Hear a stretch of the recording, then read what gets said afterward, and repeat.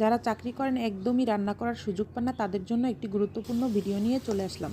আবার এটাকে এক ঢিলে দুই পাখি মারাও বলতে পারেন। আসসালামু আলাইকুম, সকলে কেমন আছেন? আজকে আমি একবার মশলা কষিয়ে একটা ভুনা আর একটা মাছ দিয়ে তরকারি রান্না করে দেখাবো। এখানে আমি দুটো ইলিশ মাছ নিয়ে নিয়েছি।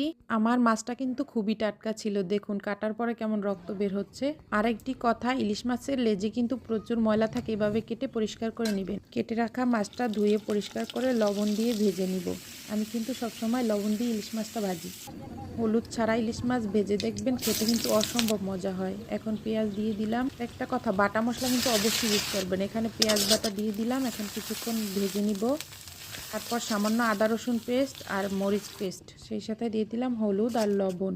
আরেকটি কথা, ইলিশ মাছের যত মশলা কম দিবেন তত খেতে কিন্তু অনেক মজা হবে। এখন ভেজে রাখা মাছটা দিয়ে কিছুক্ষণ কষিয়ে তারপর দিয়ে দিব পানি। রান্না প্রায় হয়ে এসেছে, এখন ধনেপাতা দিয়ে নামিয়ে নেব। বাটা মশলাটা কিন্তু অবশ্যই ব্যবহার করবেন, তাহলে তরকারিটা কিন্তু ঘন হবে, নয়তো দুইটা তরকারি রান্না করতে পারবেন না। দেখুন কতটা লোভনীয় হয়েছে। আমার ভুনা হয়ে গেল। এখন মাছগুলো উঠিয়ে রেখে দিব।